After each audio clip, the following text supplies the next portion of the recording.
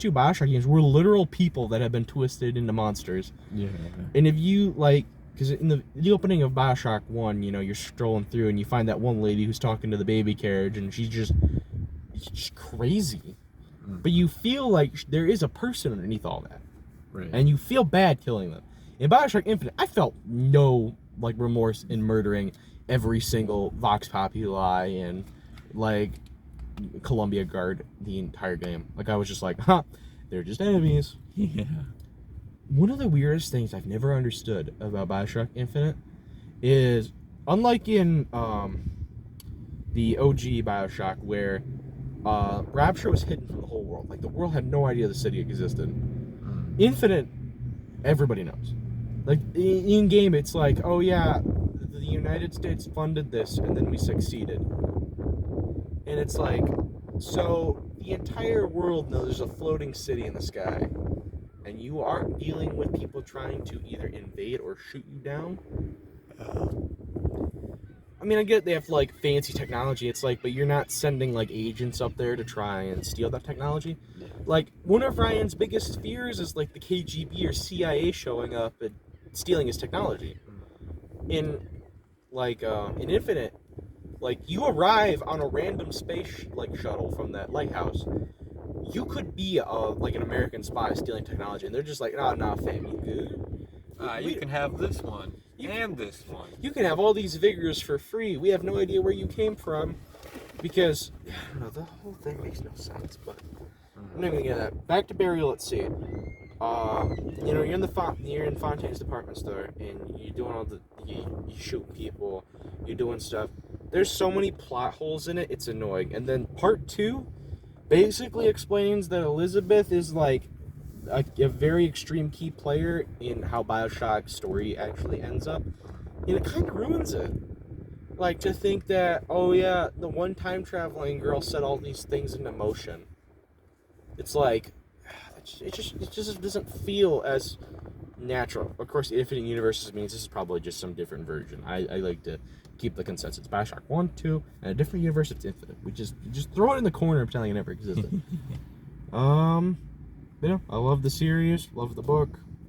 Cannot wait for the next Bioshock game, because rumor has it was, if it's in development, it's something called Bioshock Isolation. It's in the Arctic, and heard about that. It's like a flip-flop city. Like, there's one city, and there's another city, and they're like, there's different gravity situation. I don't know. I always thought a really cool idea for a Bioshock game would be Soviet space colony. Like, just somebody.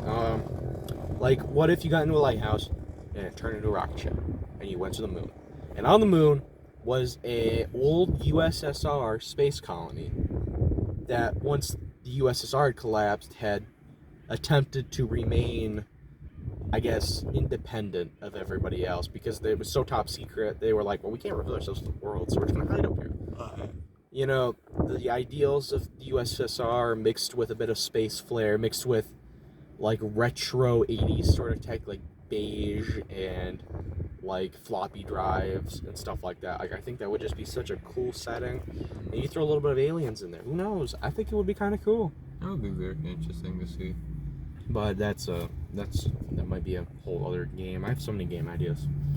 We should have a whole segment just dedicated to video game ideas we thought of while sleeping, or something like that. Things we thought of while working. Big bold letters. And Fallout, absolutely amazing. I'm not gonna get into that because I know myself. We'll be here all afternoon. Do you have another question? What are your 3 worst video games? Your top 3 worst video games? Oh man, 3 worst. Oh man. Well, the thing is, if a game is bad enough, it's fun. Like, okay, one of the funniest games I've ever played through, I played through the Polar Express game on GameCube last Christmas. I got it at Chaotic for like $10. I thought, you know what? I'm gonna beat this game. It's like a party game that loosely follows the movie. It's like there's a train running segment that is ripped right out of Subway Surfers, but it's worse because it's with a GameCube controller, and that controller is godly. But oh my God, did THQ have no idea what they were doing? But no, amazing. very interesting. Like, you should just watch playthroughs of it. Like, for some reason, they made that Scrooge puppet from, like, a couple scenes. They made him into a villain for half the game. What? Yeah, he's evil and wants to steal kids' tickets. So you have to go through train cars, completing mini games to get tickets back for part of the game. But no, very, very interesting game. Best part, there's a dance game. Oh God. There's a rhythm game where you put coal in the engine, and you have to like do it in a specific way. What's funny, it gives names and voices to some characters that never really had it. Like the two engineers, it gives them names and actual like talking to the kids. So it's surprisingly halfway decent. But oh God, worst games. Oh man, I'm trying to think of like game. Okay, this is probably more like games I tried to play and hated. I tried to play Fortnite once, had no idea what I was doing. Played for about 5 minutes, went this sucks, and immediately deleted it. That was it. That was the whole experience. I mean, I might have fun with it, but I just never got around to it. Oh man, I'm trying to think of like games from my childhood that pissed me off. There's a couple NES games. I had an NES as a kid. There's a couple NES games that I, to this day, have no idea how to control because they're so confusing. What's funny, one of the games was like an Olympic sport game, and I remember trying to play as a kid having no idea what I was doing. There's an AVG episode where not even the angry video game nerd has any idea how to control the game. Like, it's one of his biggest quotes. Like, I have no idea how to control this game, and I went, I did that too. But worst games. I'm trying to think all the games I had for my Wii.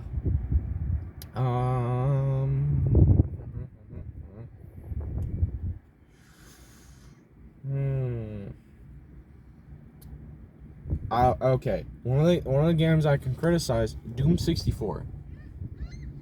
I feel like it's too dark for the Switch, and I honestly felt like I couldn't see in a bunch of portions of the game. It's also very cryptic and confusing. A lot of hidden stuff I'm just trying to figure out. It's a very confusing game. I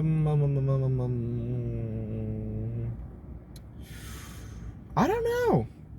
I mean, as a video game collector, you have to respect every game for doing something. You know, it did take minimal effort to make a game, but it was some effort. So I feel like I can always appreciate a game, no matter how crappy it is. I mean, I literally have a wall of Wii shovelware, which we're gonna get you a capture card so that you and me can play really crappy Wii games, just for fun, just because I want to see how that would work. But no, I can't really think of any. None that come to mind right now. There's games that have made me angry with their stories, but yeah, I'd probably play again, like Infinite, obviously. No, I can't really think of a lot. What are your three? God, you got the face. There's Legends of Korra on the 3DS. My God, is that fucking terrible. Oh, 3DS game. Oh, I got a game. Paper Mario Sticker Star. Okay, I played through Super Paper Mario a bit on my Wii. I never actually beat the game until like a few years ago, which is one of the worst crimes I've ever committed, was not beating that as a kid. But like, I was like a 9-year-old and had no idea what I was doing. But no, Sticker Star, after years, it just makes me angry. Like, as a kid, I didn't mind it because it was just, oh hey, look, stickers. I mean, even then it felt kind of boring, but I don't even know if I ever beat the game. I think I did once. Like, I got to that, I don't know, the final bosses in like the newer Paper Mario games annoy me because you have to have a very specific item from a very specific place just to get past the portion, respectively. But no, I don't know, it's just a game that kind of bored me. Like nowadays, like I tried to play back through it, and I think I got about like 3/4 of the way through the game before I was just like, you know, this kind of sucks. I'm not gonna lie. I think it was with the hype with the Origami King that was coming out on Switch. Which I played the Origami King. It's not bad. Like, genuinely, I played through it and went, wow, that was a cromulent game. It had a story, plot. I liked the level design. I thought the papercraft mechanics were fun. The boss battles had to make me think. The ring-based system was kind of annoying for like just regular battles, but for boss battles, I think it worked great. It's a cromulent game. I played through Color Splash. It's okay. I don't think it deserves as much hate as it gets. It's better than Sticker Star, but not by much. Though I do like its writing. It's got some very interesting ideas. But yeah, I'll let you continue. Legend of Korra is so boring and it's so random. And I don't know if you ever played like Fire Emblems on the 3DS, but it has the same style as that, which you have this grid and you move your characters on that grid to attack like a certain enemy. And I kind of know what Fire Emblem gameplay is. It's kind of grid-based, strategy RPG sort of thing. It just doesn't work with an Avatar type game like that. Like, Avatar seems to me more like an open world RPG sort of game. I'll throw hands with some of those birds. let's knock out a seagull. I mean, you want to go fight a seagull? I'll let you. I hate those things. I'm gonna bring my airsoft gun out here one of these days and just go pow pow. The rats with wings, they tear stuff out of our dumpster and it's annoying. Oh my god, when they do that at work, fucking, it's so annoying. So they always send us. Yeah. Yo, grill people. We know we have 10 up front people right now, and there's 2 of you, but like, you know, we're all scared of birds, and you guys, you know. We probably don't want to talk too hard about them because they'll probably find these videos and get angry with us. So they're like, we're gonna demote you. You're getting a write-up. I don't even think we can get fired anymore, but what were the other games? There was this game on the PS2, which I'm trying to think of the exact title. It was like Timmy the Toy Soldier. Timmy the Toy Soldier? It was about this kid that would collect these little toy soldiers. You know the green things? Army men? Yeah. You know how as a kid you would collect those like little green soldiers? Yeah, plastic army men. Yeah. So, for some reason, I can't remember how, Timmy shrinks and he has a Nerf gun. And now he's fighting a war with his toy soldiers. That sounds like an actually very interesting concept. It wasn't terrible, I should say. Like, for it being a game on the PS2 and just how shitty it wasn't bad. I enjoyed just shooting, just shooting. But there was no story whatsoever.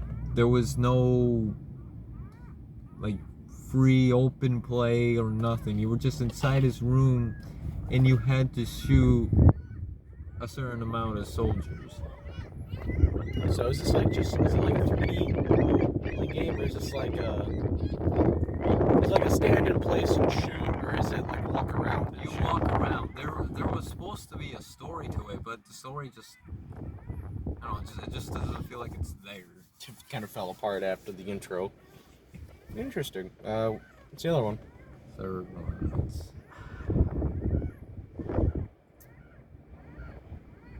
I'm gonna have to think about this one. Yeah, I know. I still have to think of something. I had an N64 as a kid, and I had games for it that I never played, but I didn't outright hate them. I was just like, man, these games are boring. Like, I don't know. I don't hate many games.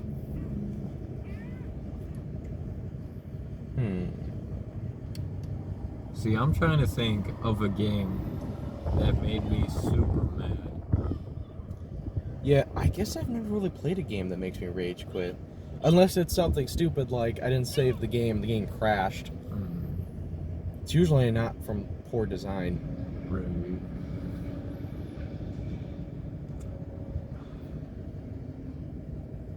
I don't know.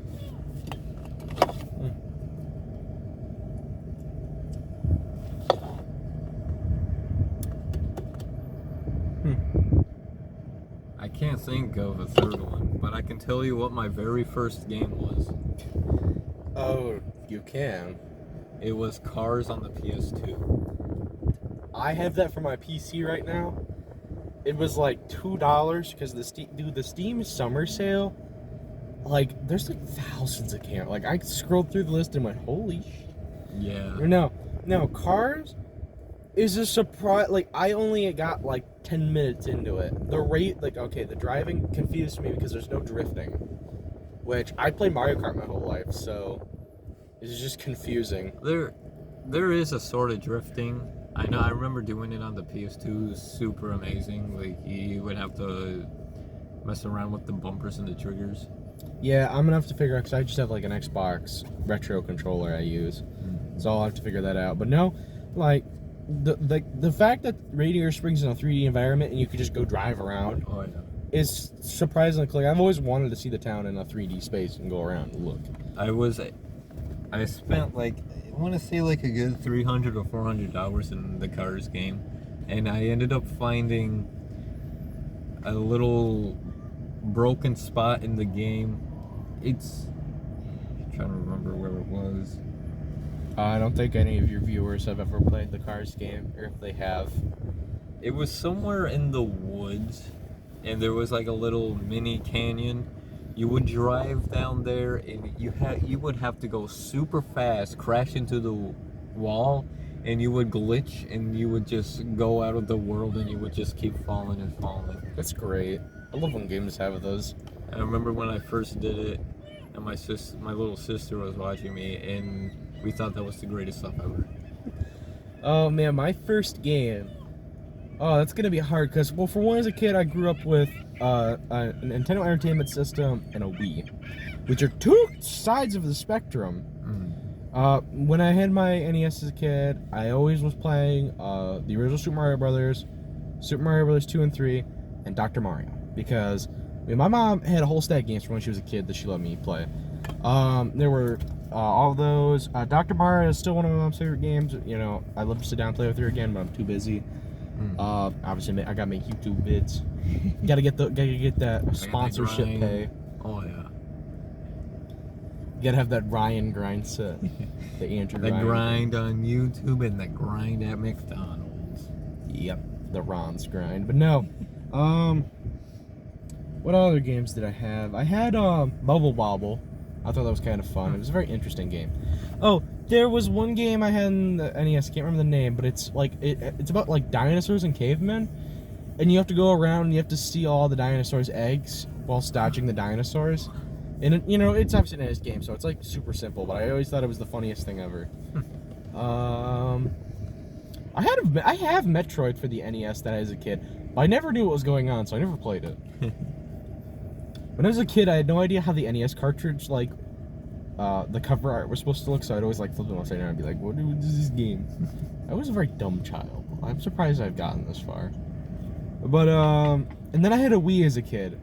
And when I got my Wii, I had Mario Kart Wii.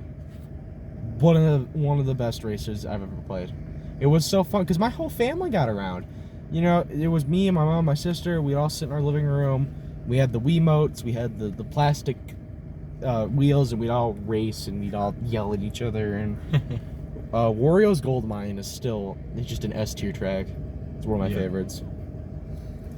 But there was that for my 3DS, because I got a 3DS for Christmas one year, because it was like when they went on sale. My dad was like, he'd like video games here. For that, what game did I get? Oh, I got Lego Pirates of the Caribbean, and I remember playing. Oh, nice.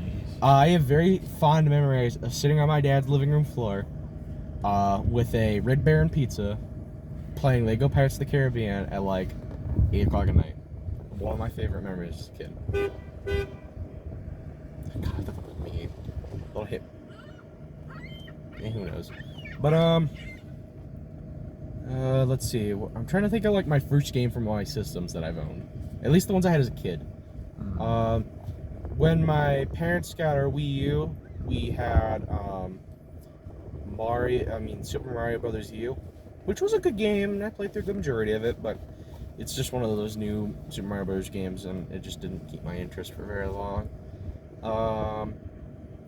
I had a PS1 as a kid, which was really funny because it was my stepmom's, and we put it in our camper. And it was just the camper game system. So as a kid, I had no idea what a PlayStation 1 was. I was just like, ooh, it's got a controller. I can sit and watch on the TV while I'm camping. This is amazing. But no, I had Dexter's Laboratory, Mandark's Lab for the PS1. Surprisingly good game. It's got the show's writers, the voice actors. It's a good kids game. Surprisingly, back when they made good kids games. And it's about how Mandark takes over Dexter's lab, and you have to like try and save your lab. So there's like mini games, but they're actually surprisingly fun. Like the first mini game you play is a dance game with who's your sister, Dee Dee? I think that's her name. Yeah, you have a dance battle with her, so you can get the password to your lab. And it's just a very dumb game, hardly makes any sense. But it was one of my favorites, and I always have fond memories with it. That reminds me, I used to have Rugrats on the PS1, and that was the very first game I speed ran, and I beat it under 30 minutes. Under 30 minutes. Is it a mini game or? Yeah, it's pretty much like a mini game. It's just a bunch of mini games. You just gotta complete until you get to the final one. Interesting. Yeah. What other systems did I have? I had an N64 from my dad's friend who let me borrow it. It's been on borrow for like 10 years. I legit have no idea. But there's oh well. I had Super Mario 64 for that, and I played through that, and I thought it was fun. I never ended up beating it because, as a kid, I like brought out the 64, hooked everything up, played it like twice, and then put it away. I still do that. I hardly play any 64 games. 'Cause I don't have any good ones. Yeah. When I got my 360, and one of the first games I played through it was Fallout New Vegas. I bought it off of a friend from school because I had loved Fallout, and I mentioned to him, he's like, oh yeah, I got this copy of New Vegas, I'll sell you. The disc ended up breaking on it, so yeah, that copy of New Vegas got retired respectively in my garbage can. But then I bought like 3 new ones, so we're all good. I have a lot of copies of games, but see, lately I've been trying to get every copy of Skyrim because there's just so many within the last 10 years. I have one on the 360. Is this how you're celebrating Skyrim's 10-year anniversary, by getting every single copy that's ever been released? I have one on the 360, one on the Xbox One, 2 on the PS3. Have you decided to just check Chaotic? That's where I've been going. Can we just asked Gage? I haven't yet. You should just go, dude, what copies of Skyrim you got lying around? He's gonna look at me like I'm a psychopath. Skyrim? You've bought that like 10 times already here. Just tell me you want a complete set, just 'cause it's funny. But, what other system did I have as a kid? I really didn't start collecting until I realized how many systems I had. Because, like, I had friends who collected games, and they were like, yo, dude, you have a surprising amount of stuff. And, like, I pulled everything I had out at the time. I have all the pictures still saved on my phone of all the stuff I had at the time. And they were like, dude, that's so many things. And I was like, it is? I just kind of had all this stuff. So I just kind of fell into the hobby, and now I collect for fun. It's an okay hobby. It's alright. It's fun. It lets me fill shelves with garbage. But I love those games, and I wouldn't trade them for the world. But, what... my Game Boys. I had Game Boys as a kid. I had a Game Boy Advance when I was a kid. Not the one with the lit screen. The one with the unlit screen. That you played like this. Yeah. The elongated one, the Advance. Yeah, I had that. I had Super Mario Land 2 and 6 golden coins. But I lost it somehow. One of my favorite games to play was, God, I'm gonna butcher the name. Billy Bob Joe's Hunting. It was like this weird, like, mini game based off of rednecks, and it was just the weirdest thing. I loved it as a kid. Lost it. Don't know where it went. I want to get another copy one of these days. No. I mean, I played my GBA all the time. It was like one of those things I just took with me.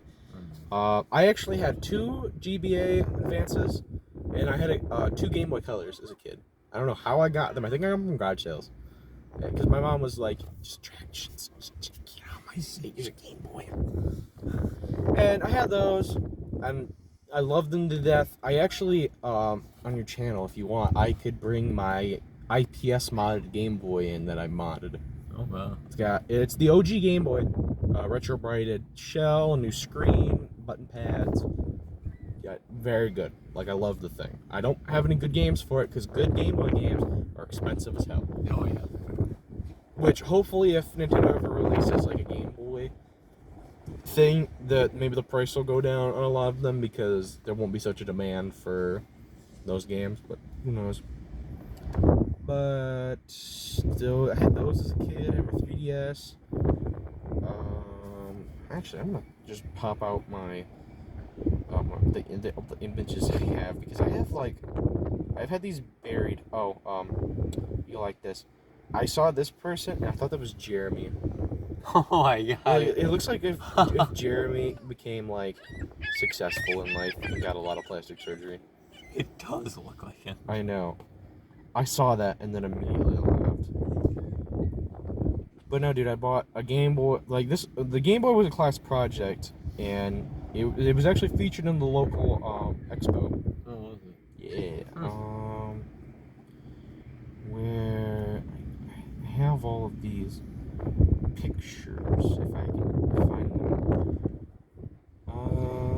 All right, here we go. Let's see, what systems I have.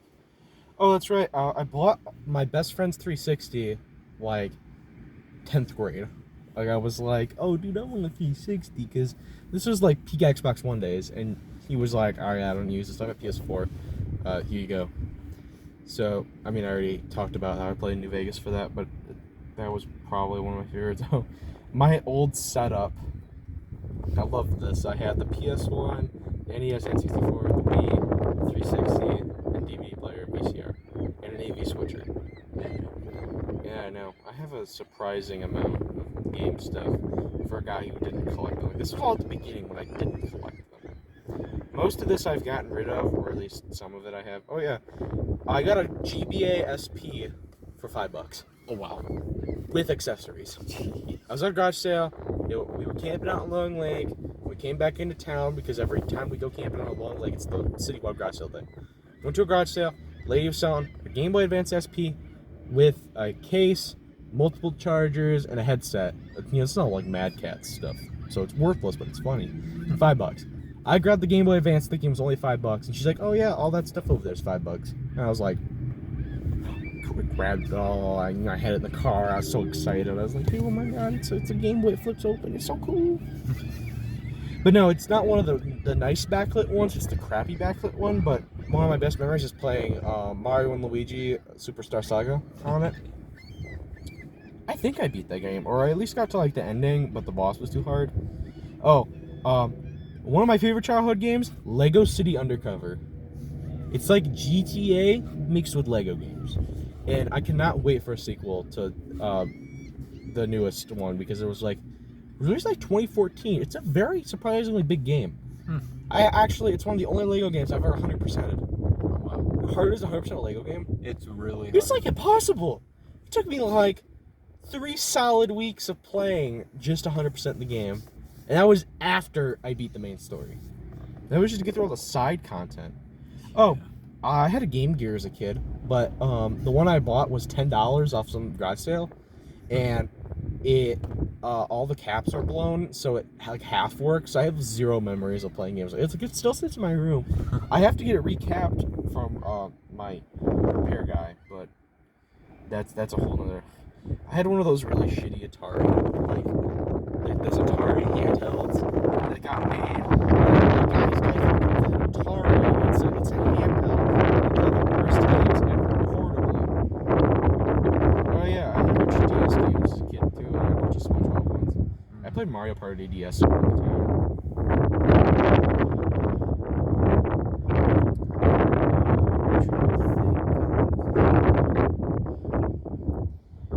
One of the N64 games I think it's Monster Truck Madness 64.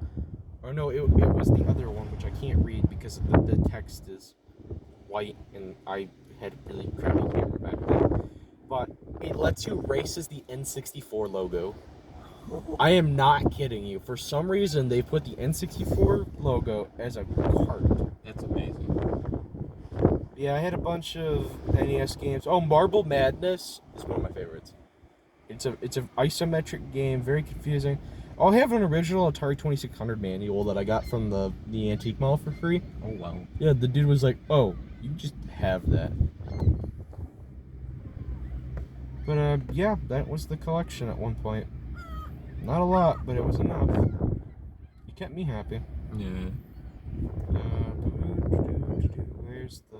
I'm trying to find the picture of the N64 logo cart because I have that picture. See, That's amazing. I don't know if you guys can see this, but that's the N64 logo, and you can race it. You can't change the color though, even though it has a color selector. You can't change the color, and I never understood why. I was like, you let me race the N64 logo, and you don't give me the right to change the color. Like, come on. That's beautiful. It's amazing the amount of junk I've owned. I'm so surprised. Do I have a picture of my Wii games? Oh, I do. I had a game that made me angry as a kid. Indiana Jones and the Staff of Kings. It is a good game because I played through it more recently, a few years back. Thought it was okay. The Wii version's horrible because it's got motion controls. Right at the beginning of the game, they put you in a flight simulator, and you have to like tilt the Wii remote. And I could never tilt it correctly because you were like attempting to fly like 360 and like shoot down planes and fly through. So it's like an Indiana Jones level of complexity, but it's like beginning of the game, motion controls, and I'm just like, well, I'm gonna go play something else. One of the games me and my sister liked to play was Chuck E. Cheese's Party Games. It was a mini game simulator, but in a Chuck E. Cheese, you could unlock different arcade machines, so it was surprisingly cool. Lego Batman 2. Have you ever played that? Yes. That like it's one of the very first Lego games I ever played.